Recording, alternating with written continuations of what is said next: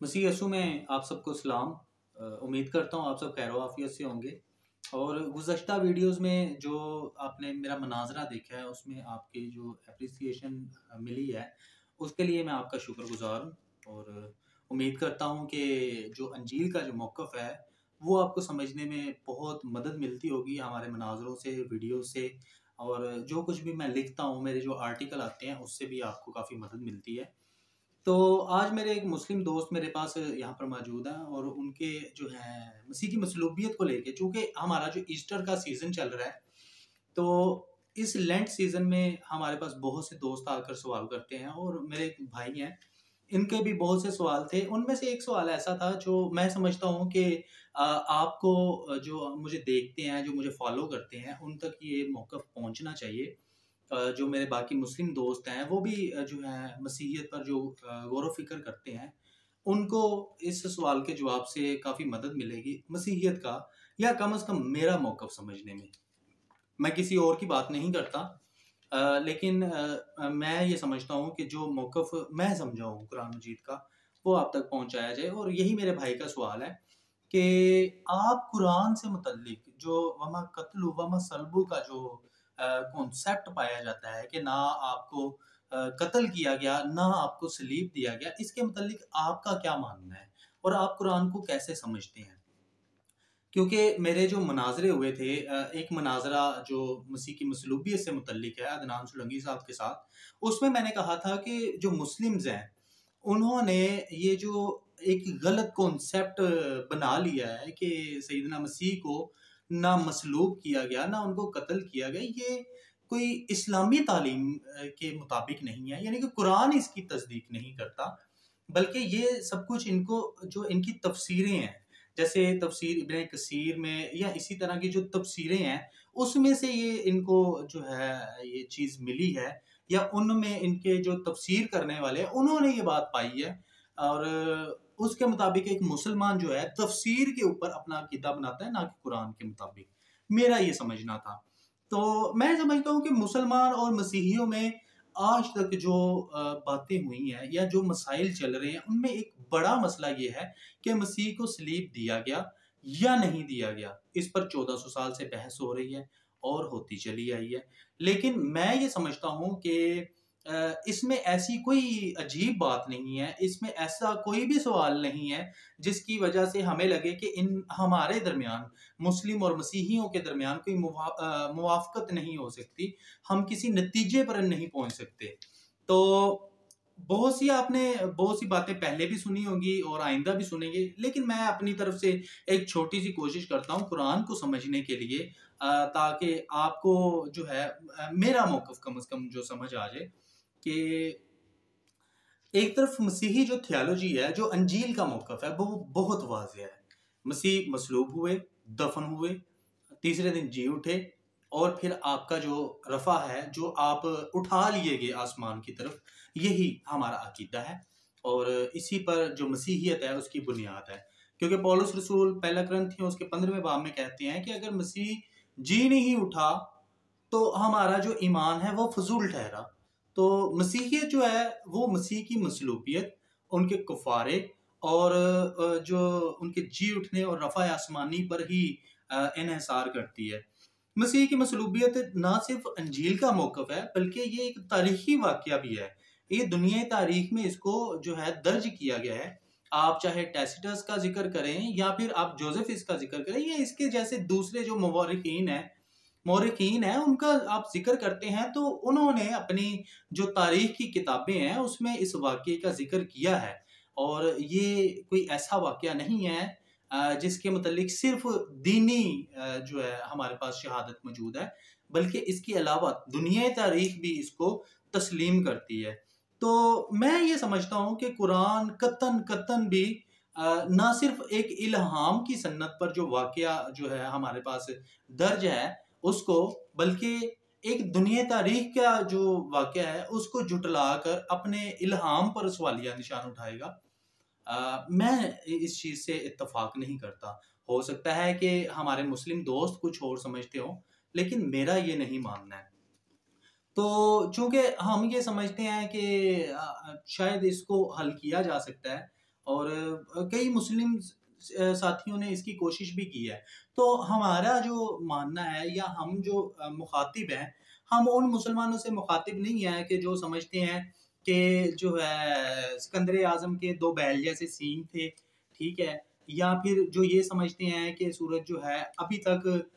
کیچڑ والی ندی میں غروب ہوتا ہے، یا جن کے مطابق ابھی تک جو ہے عقیدے کی بنیاد پر زمین ساکن ہے۔ ہمارا ان سے بحث کرنے کا کوئی ارادہ نہیں ہے۔ وہ جو مانتے ہیں وہ مانتے رہیں گے، مانتے چلے آئے ہیں، اور نسل در نسل شاید مانتے رہیں۔ ہمارے مخاطب وہ پڑھے لکھے مسلمان ہیں، وہ غور و فکر کرنے والے مسلمان ہیں، جو سمجھتے ہیں کہ اس انجیل کو اور قرآن کو، دونوں کو سیم پیج پر سمجھنے کی کوشش کی جائے۔ تو ہم ان کو اپریشیٹ بھی کرتے ہیں، جیسے جو ہے سر سید احمد خان، انہوں نے ایک ایسی تعویل کی جس سے وہ انجیل کو بھی مانتے رہے اور قرآن کی بھی انہوں نے اس کے مطابق جو ہے تفسیر کرنے کی کوشش کی ہے، اور اس سے بہت سے مسائل کا حل دیکھا جا سکتا ہے۔ نہ صرف وہ مسیح کی مصلوبیت کو مانتے ہیں، بلکہ قرآن کی ایسی تعویل یا ان کی ایسی تفسیر کرتے ہیں جو انجیل اور دنیا تاریخ کے بالکل مطابق ہے،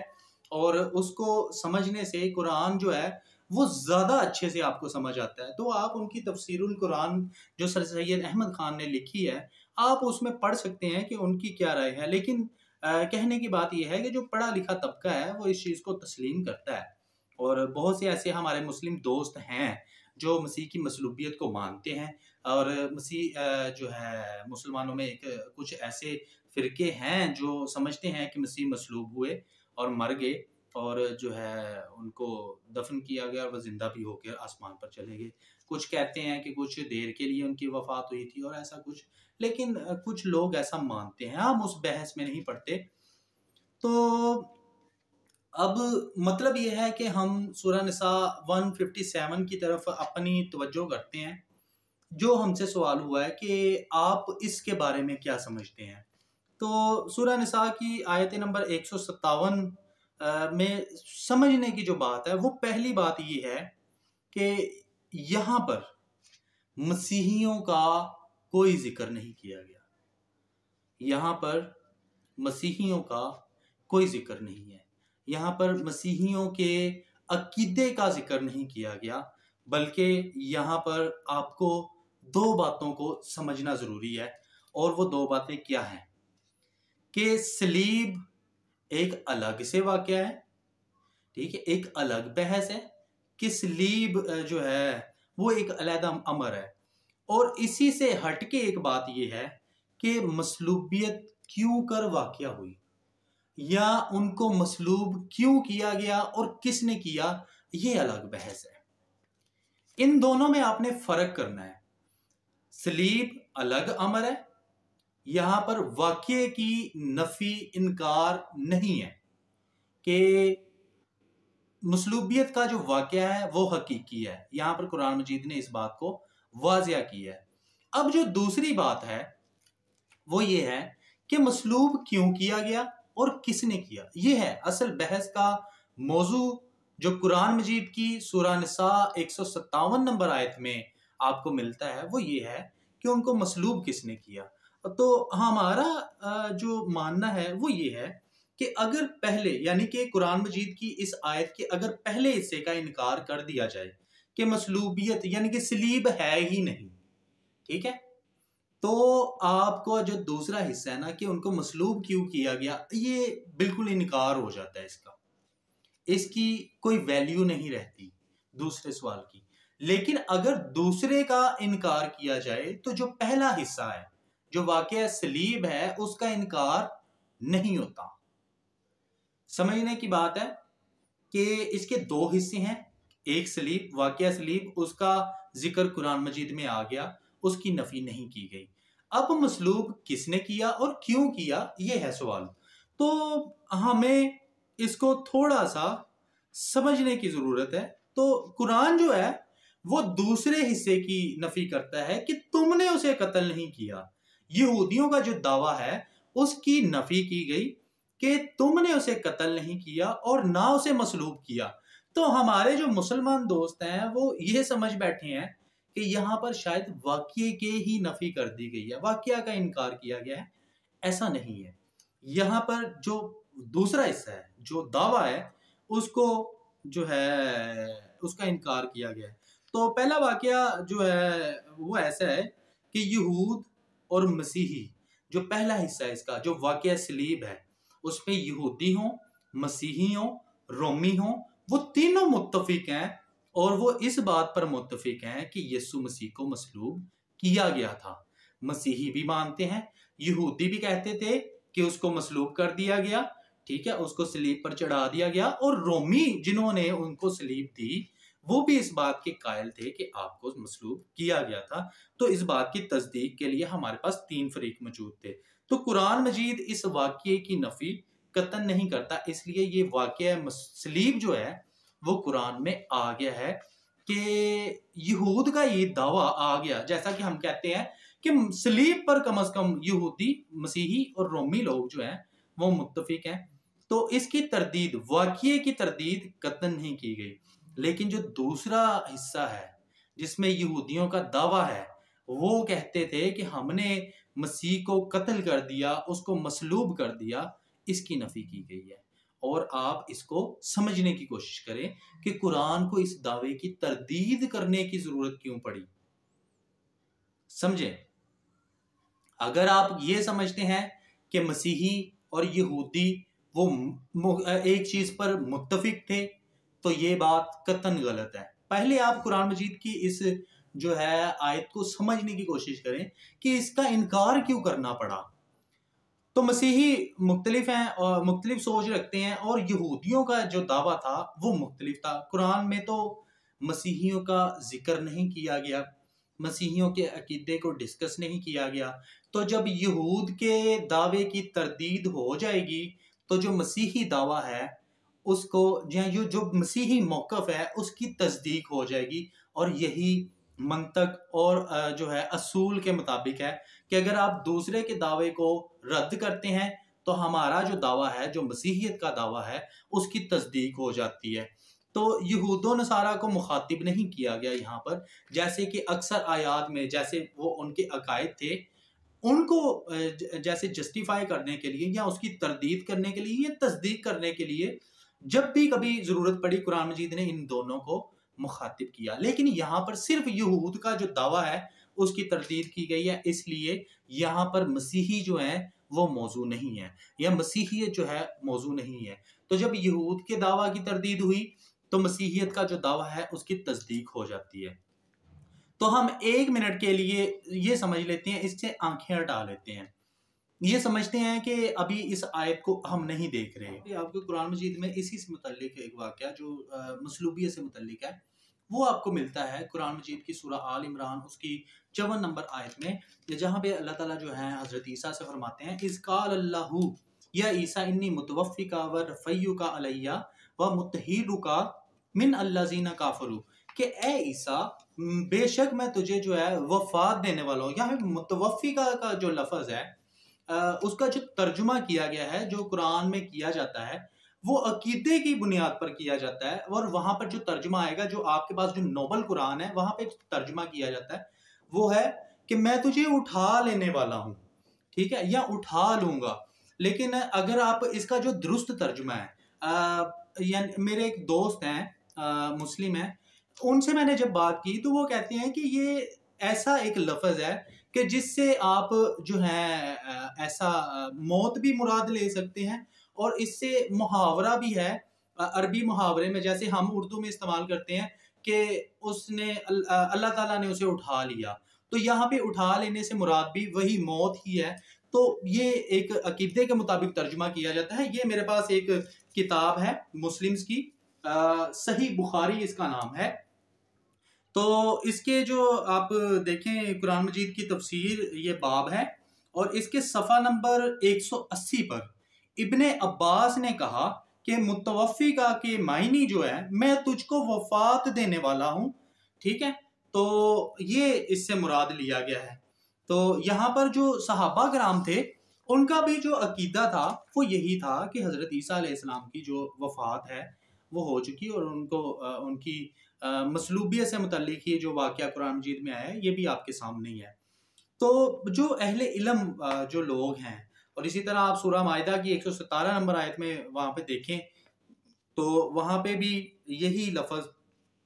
کہ آپ کو پتہ چلے گا کہ حضرت عیسیٰ کہتے ہیں کہ جب تو نے مجھے وفات دے دی، تو اب کون اہل علم جو لوگ ہیں وہ کہے گا کہ نہیں جی اس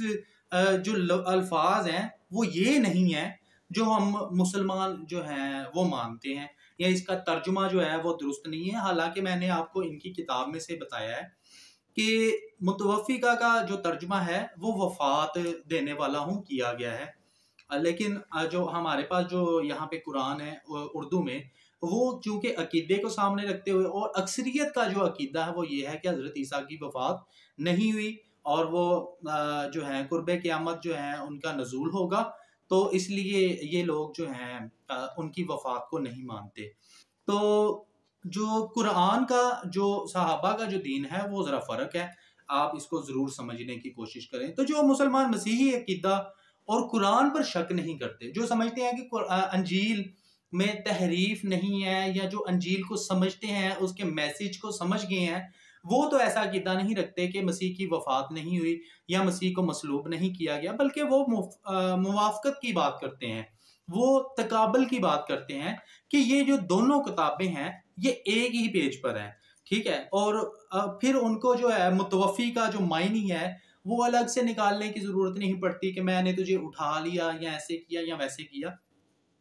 تو قرآن مجید میں ایک اور آیت ہے سورہ مریم سے متعلق، اس میں بھی لکھا ہوا ہے کہ مبارک ہے وہ دن جس میں پیدا ہوا، جس دن میں مروں گا اور جس دن میں زندہ کیا جاؤں گا۔ یہ ترتیب دیکھیں، پیدا ہوا، مروں گا اور زندہ کیا جاؤں گا، یہی ترتیب حضرت یحییٰ کے بارے میں جسے ہم یوحنا کے نام سے جانتے ہیں، ان کے لیے بھی سورہ مریم میں یہی ترتیب آئی ہے کہ جس دن میں پیدا ہوا، مروں گا اور زندہ کیا جاؤں گا۔ تو پیدا ہونے، مرنے اور زندہ کیے جانے کی جو ترتیب ہے وہ بالکل سیم ہے جیسے حضرت یحییٰ جو ہیں وہ ان کی وفات ہوئی، ٹھیک ہے، اور وہ زندہ کیے جائیں گے قیامت کے روز، لیکن مسیح کے متعلق ایسا نہیں ہے، آپ اس کی ترتیب ہی بدل دیتے ہیں، اور وہ ترتیب کیا ہے؟ وہ یہ ہے کہ جس دن وہ پیدا ہوئے، ٹھیک ہے، جس دن پھر وہ اٹھا لیے جائیں گے، پھر وہ آئیں گے، پھر وہ مریں گے، پھر زندہ کیے جائیں گے۔ تو یہ ترتیب جو ہے عقلی دلیل اس کو نہیں کہا جا سکتا، کم از کم آپ اپنے عقیدے کی روشنی میں حقائق سے تو آنکھیں چرا سکتے ہیں، لیکن کسی عقل والے کو جو ہے قائل نہیں کر سکتے، تو یہ پرابلم آپ کو رہے گی۔ تو حالانکہ آپ دیکھیں کہ اکثریت کا جو ماننا ہے مسلمانوں کا بھی کہ قیامت والے روز جو ہے مر گئے جو لوگ ہیں، جو مرے ہوئے ہیں، جو جن کی وفات ہو گئی ہے، وہ زندہ کیے جائیں گے، لیکن حضرت عیسیٰ جو ہیں وہ قیامت کے روز صرف اس لیے آئیں گے تاکہ ان کو موت آ جائے۔ تو یہ بات تو ہے جو عقل کے بھی خلاف ہے، تو یہ جملہ ہی نہیں بنتا۔ پہلی بات تو یہ ہے کہ جو ترتیب بتائی گئی ہے کم از کم اسی کے مطابق چلنا چاہیے۔ تو ہم یہ سمجھتے ہیں کہ اگر یہاں تک جو سمجھنے والی بات ہے کہ قرآن مجید میں کہیں پہ بھی واقعہ صلیب کا انکار نہیں ہے، یہ واقعہ موجود ہے، قرآن مجید میں اس کا ذکر آ گیا ہے کہ تم لوگوں نے اسے جو ہے مصلوب نہیں کیا۔ اگر مسیح کی وفات کو تسلیم کر لیا جائے تو ہمارے پاس جو باقی ایک پریشانی رہ جاتی ہے وہ یہ ہے کہ پھر مصلوبوں کا کیا کریں، کہ تم نے اسے صلیب نہیں دیا، ٹھیک ہے، مطلب یہ ہے کہ وفات کا اقرار ہو جائے گا قرآن میں، لیکن وجہ وفات جو ہے، طریقہ وفات جو ہے، وجہ موت جو ہے وہ واضح نہیں ہے، کیونکہ یہاں پر قرآن مجید میں ان کی مصلوبیت کا انکار کیا گیا ہے، تو ایسا ہرگز نہیں ہے۔ قرآن مجید میں نے پہلے کہا کہ واقعہ صلیب کا جو ہے وہ انکار نہیں کیا گیا۔ ہم تفسیر میں نہیں جا رہے، بار بار یہ کہہ رہا ہوں کہ ہم تفسیر کرنا نہیں چاہتے، ہم مسلمز کی جو تفسیر ہے اس پر بات نہیں کرنا چاہتے، کیونکہ اس سے ہمیں جو ہے ہم موضوع سے بھٹک جائیں گے، اور کوشش کریں گے کہ آئندہ جو ہے اس پر بھی ایک ویڈیو بنائی جائے۔ تو قرآن مجید میں جو یہودیوں کا جو دعویٰ ان کے سامنے پیش کیا گیا، میں نے پہلے ہی کہا کہ آپ مسیحیوں کا جو دعویٰ ہے، مسیحیوں کا دعویٰ یہ ہے کہ آپ دنیا اور ہمارے گناہوں کی خاطر جو ہے مصلوب ہوئے، مر گئے، تیسرے دن جی اٹھے۔ لیکن یہودیوں کا جو دعویٰ تھا وہ بڑا خطرناک ہے، اور میں یہ سمجھتا ہوں کہ جب جیسے ہمارے سامنے وہ دعویٰ جب پیش کیا گیا یا ہمارے لیے جب وہ بات کی گئی، تو ہمیں جب غصہ آتا ہے، تو جب رسول اللہ کے سامنے بھی اسی طرح کا دعویٰ کیا گیا ہوگا تو ان کے جو ایکسپریشن ہوں گے وہ اسی طرح کے ہوں گے جیسے کہ قرآن میں قرآن میں جو آئے ہیں، کہ جیسے یہودی کہتے تھے کہ دیکھو جی ہم نے عیسیٰ ابن مریم کو صلیب دے کے مار دیا، وہ تو اپنے آپ کو نبوت کا دعویٰ کرتا ہے، اور جو تالمود ہے وہاں پہ لکھا ہوا ہے کہ یہ جادوگر تھا، اور اس کے لیے جو ہے نا اس کی جادوگری کی وجہ سے یہ گمراہ کرتا تھا، اس کی تعلیمات ٹھیک نہیں تھی، تو اس لیے جو ہے نا ہم نے اسے سنسار کیا اور پھر جی اسے جو ہے نا سلیپ پہ لٹکا دیا، کھنچوا دیا۔ تو یہ اس قسم کے وہ دعوے تھے۔ تو جب رسول اللہ کے سامنے یہ دعویٰ کیا گیا ہوگا تو یا پھر ہمارے سامنے، اگر ہمارے سامنے بھی یہ دعویٰ کیا جائے، اور یہ انجیل کے موقف کی تائید کی ہے قرآن مجید نے، کہ جب ان کا دعویٰ سامنے آیا تو قرآن نے ان کے دعوے کی تردید کر دی کہ تم کیسے اسے مصلوب کر سکتے ہو، تمہاری اتنی جرت نہیں ہے، تمہاری اتنی اوقات نہیں ہے، وما قتل وما صلب، تم نے اسے قتل نہیں کیا، تم نے اسے مصلوب نہیں کیا۔ یہ ایک غصے کا اظہار ہو سکتا ہے کہ بھائی تم ایسا کر نہیں سکتے، تمہاری اتنی جرت نہیں، اوقات نہیں، اور تمہارے سے یہ امر کیسے واقعہ ہو سکتا ہے جبکہ تم اس ملک میں خود غلام تھے، تم رومیوں کے غلام تھے۔ تو اگر کوئی ان کو مصلوب کر سکتا تھا تو وہ رومی تھے، اور یہی تفسیر حضرت پطرس نے اعمال کی کتاب میں کی ہے۔ آپ تیسرے باب کو پڑھیں تو وہاں پہ لکھا ہوا ہے کہ اہل یہود، تم نے جس مسیح کو، جس یسوع کو غیر قوموں کے ہاتھوں حوالہ کر کے غیر قوموں سے، بے دینوں سے مروا ڈالا، خدا کو یہ پسند آیا کہ اسے جلا اٹھائے۔ تو آپ دیکھیں قرآن مجید بھی ویسی ہی بات کر رہا ہے کہ بھئی تم یہودیوں، تم نے کوشش کی، تم نے اسے قتل کرنے کی کوشش کی، تم نے کوشش کی کہ اس کا نام جو ہے صفحہ ہستی سے مٹا دیں، لیکن تم اس میں کامیاب نہیں ہوئے۔ دیکھو اللہ تعالیٰ کیسی تدبیریں کرتا ہے اور کیسے کیسے اپنے بندوں کو بچاتا ہے، کہ تم نے اسے قتل کرنے کی کوشش کی، تم نے اسے صلیب دے کے یہ سمجھا کہ اس کا نام ختم ہو گیا، اب یہ دوبارہ ہمارے سامنے آ کر کھڑا نہیں ہو سکتا، تو دیکھو خدا نے اسے جلا اٹھایا، اور آج اس کے ماننے والے جو ہیں ان کے ساتھ وعدہ ہے کہ دنیا کے آخر تک تمہیں جو ہے آپ کے ماننے والوں کو کافروں پر فضیلت دی گئی ہے۔ تو یہی تفسیر جو ہے حضرت پطرس جو ہے اعمال کی کتاب میں کرتے ہیں، اور قرآن مجید بھی بالکل ایسی ہی بات کر رہا ہے کہ تم اسے صلیب دینے کے اہل نہیں ہو، تم اسے مصلوب کرنے کے اہل نہیں ہو، تم اسے قتل کرنے کے اہل نہیں ہو۔ اگر تم سوچتے ہو کہ تم اسے قتل کر کے اس کا نام صفحہ ہستی سے مٹا چکے ہو تو یہ تمہاری غلط فہمی ہے، یہ تمہاری خام خیالی ہے، تم ایسا نہیں کر سکتے، کیونکہ خدا جس کو تم نے مروا ڈالا، خدا نے اسے جلا اٹھایا۔ تو یہ یہود کا دعویٰ بالکل غلط تھا، اور قرآن مجید نے اس کی تردید کی کہ بھائی تم جیسا سمجھ رہے تھے، جیسے تم سمجھتے تھے کہ تم نے عیسیٰ کو رسوا کیا، تم نے مسیح کو قتل کر دیا، تم سمجھتے ہو کہ تم نے جو ہے اس کی بڑی اہانت کی۔ آپ اس سے اندازہ لگائیں، انجیل میں بھی لکھا ہوا ہے کہ یہود ان سے اتنی نفرت کرتے تھے کہ جب ان کو مروا ڈالا،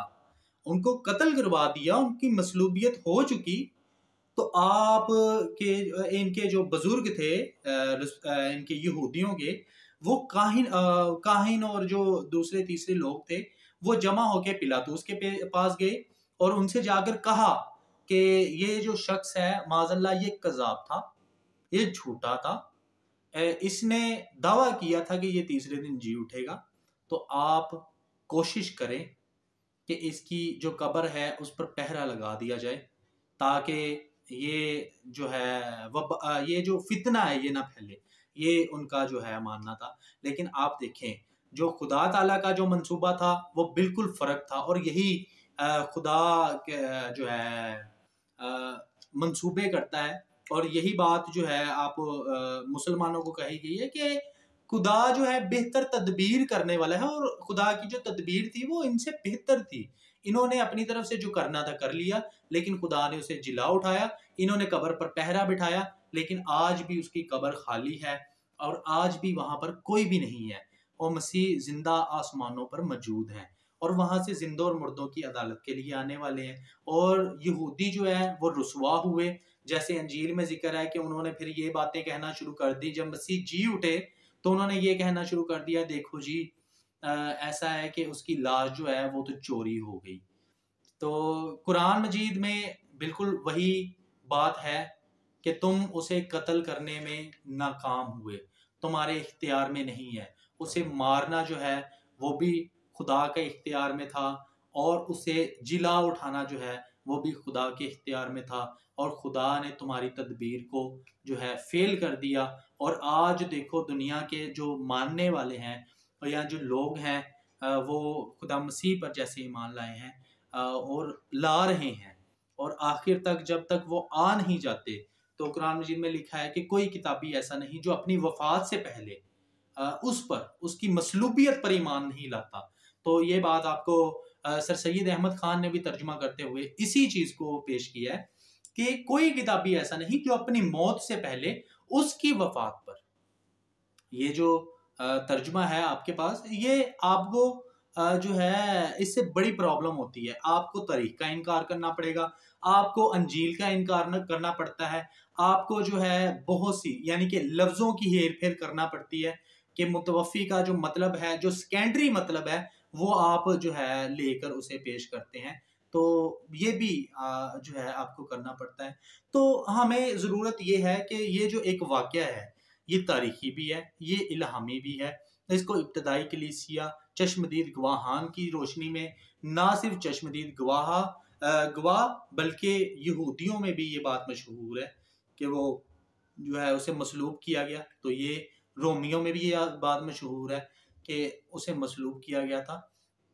تو قرآن مجید کم از کم ایسی میرے خیال سے، خدا مجھے معاف کرے کہ ایسی جو غلطی ہے میرے خیال سے وہ قرآن میں نہیں بلکہ لوگوں کے سوچنے میں ہو سکتی ہے۔ اور قرآن جو ہے بالکل واضح طریقے سے واقعہ صلیب اور یہودیوں کے جو دعوے ہیں ان کا رد کرتے ہوئے جو حقیقی پہلو ہے وہ لوگوں کے سامنے رکھتا ہے۔ خداوند کرے کہ ہمیں سمجھنے کی توفیق ہو، اور ہم جو ہے اس حقیقی پیغام کی طرف آ سکیں جس میں ہماری اور آپ کی اور سب دنیا کی جتنے بھی لوگ ہیں ان کی نجات پوشیدہ ہے۔ آئندہ بھی ایک کوشش ہے کہ اس جو واقعہ ہے، واقعہ صلیب جو ہے، اس پر ایک مکمل سیریز جو ہے وہ پیش کی جائے۔ تو کوشش کر رہے ہیں ہمارے لوگ، بہت سی تیاریاں کر رہے ہیں، اور خدا نے چاہا تو یہ سیریز بھی آپ کی خدمت میں جلد پیش کی جائے گی۔ تو اس کام کے لیے بھی آپ دعا کریں، اور زیادہ سے زیادہ آپ جو ہے کوشش کیا کریں کہ آپ کو اگر ویڈیو پہنچے تو اس کو آگے شیئر کریں، تاکہ یہ جو پیغام ہے یہ ہمارا عالمگیر جو پیغام ہے، جو مسیحیت کا پیغام ہے، جو انجیل کا پیغام ہے، یہ لوگوں تک پہنچے۔ یہی ہماری کوشش ہے، اور اسی کے لیے ہم جیتے مرتے ہیں۔ خداوند آپ سب کے ساتھ ہو۔ شکریہ۔